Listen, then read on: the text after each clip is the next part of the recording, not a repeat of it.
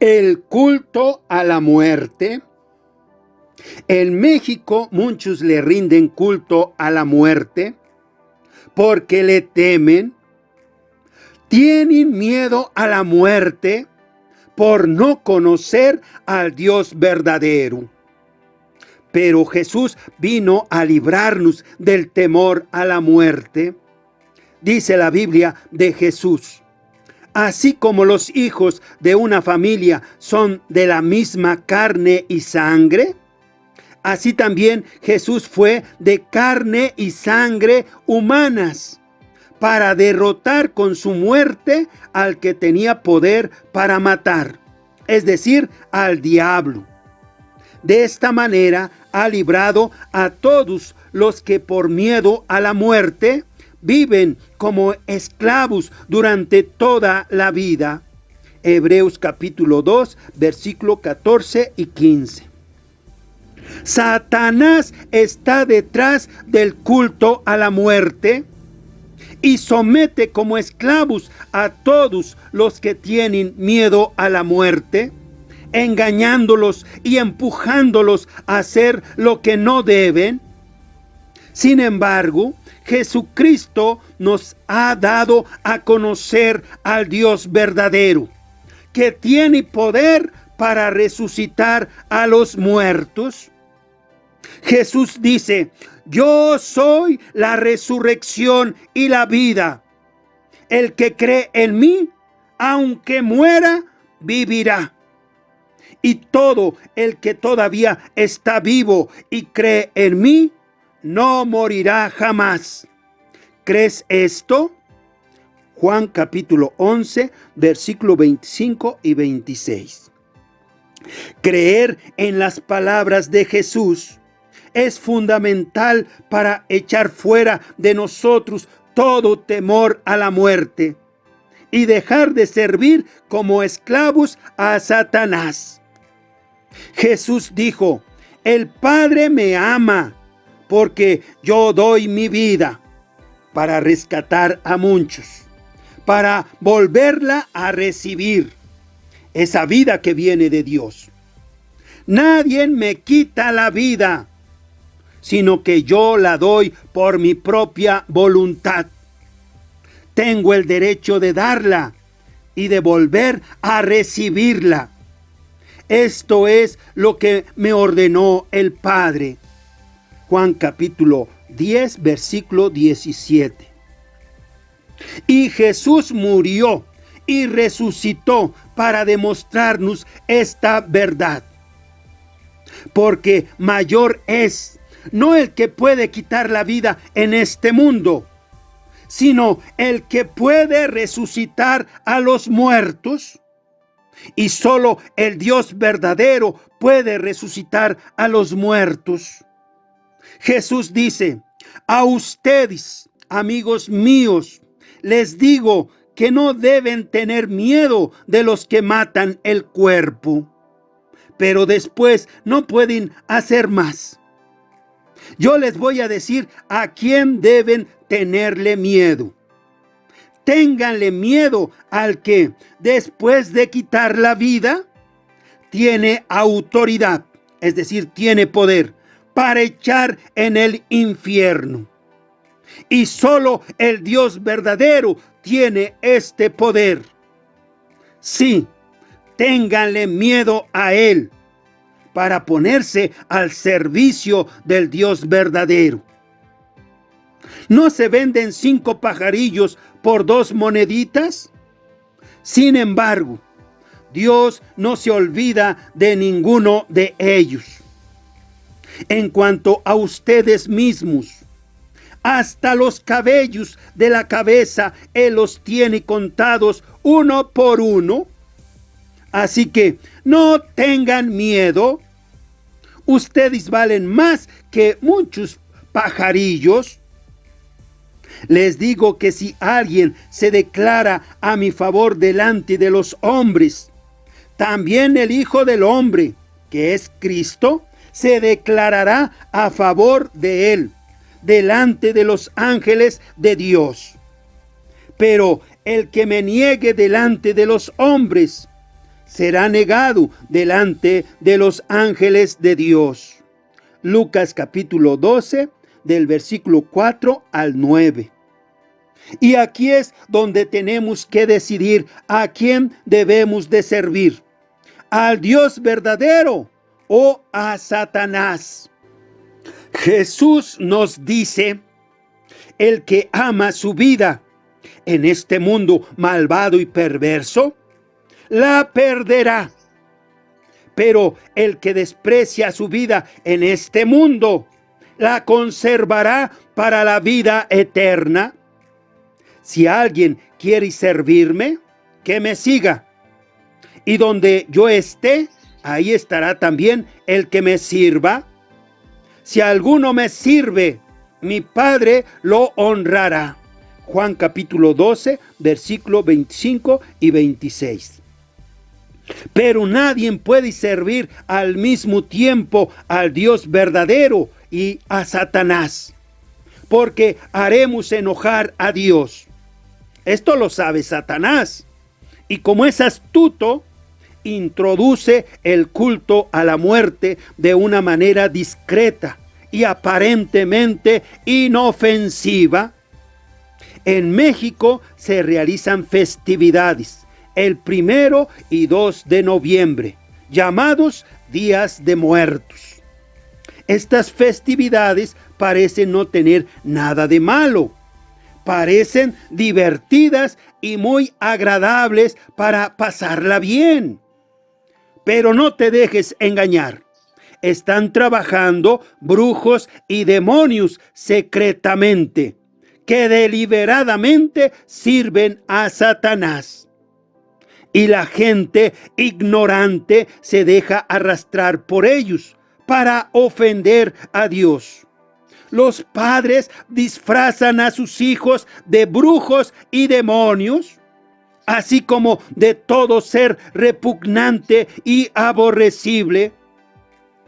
Pero a ellos les parece tan gracioso, se ven tan chistositos. ¡Cuidado! Porque hay demonios que se mueven en el aire y tú no los puedes ver. Y en poder de sus espíritus aborrecibles estás entregando a tus hijos.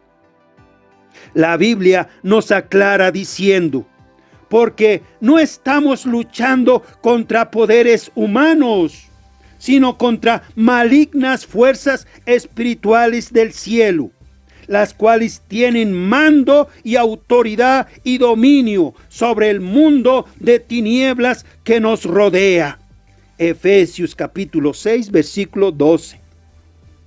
No pueden beber de la copa del Señor y a la vez de la copa de los demonios, ni pueden participar de la mesa del Señor y a la vez de la mesa de los demonios. ¿O acaso queremos poner celoso al Señor? Primera de Corintios capítulo 10, versículo 21 y 22. ¿Acaso no hacemos enojar a Dios participando en esas festividades con esos brujos y demonios? ¿Por qué?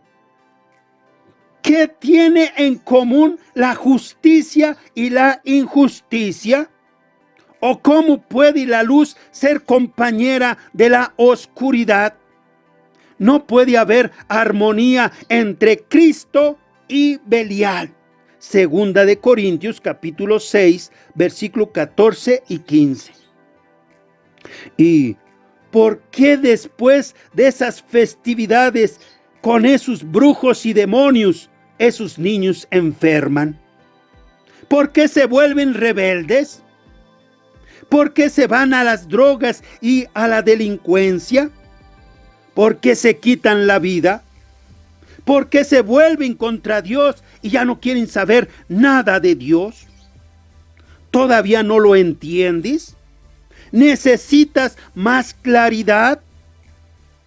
El cristianismo y el culto a la muerte son cosas contrarias, ya que nada tiene que ver lo uno con lo otro. Son como la luz y la oscuridad, totalmente opuestas. ¿Y qué hay con la imagen de ese ídolo a la que llaman la Santa Muerte? ¿Acaso escapa de la ridiculización que hace la Biblia de esa clase de ídolos aborrecibles? Dice la Biblia, los ídolos de los paganos, gente que no conoce al Dios verdadero, son oro y plata, objetos que el hombre fabrica con sus manos. Tienen boca, pero no pueden hablar. Tienen ojos, pero no pueden ver. Tienen orejas, pero no pueden oír. Tienen narices, pero no pueden oler. Tienen manos, pero no pueden tocar. Tienen pies, pero no pueden andar. Ni un solo sonido sale de su garganta. Iguales a esos ídolos son quienes los fabrican y quienes en ellos creen. Salmo 115, del 4 al 8.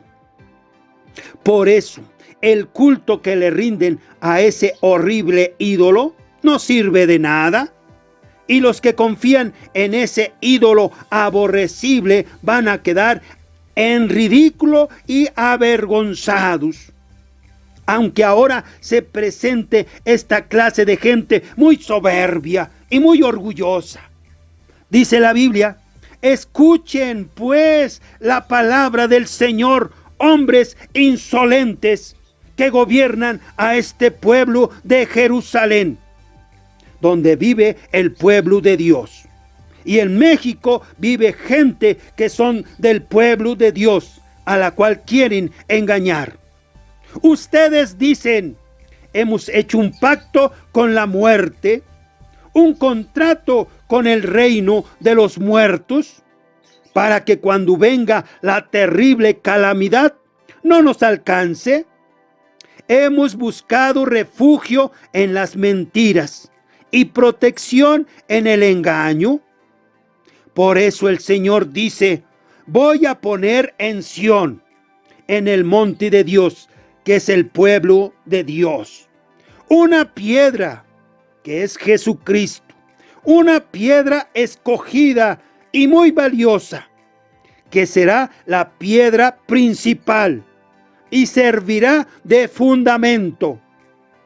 El que tenga confianza en Jesucristo podrá estar tranquilo. En esta construcción, que es del pueblo de Dios, usaré por plomada la justicia y por nivel la rectitud. El refugio que ustedes, los idólatras, habían buscado en las mentiras, lo destruirá el granizo, y el agua arrasará su lugar de protección.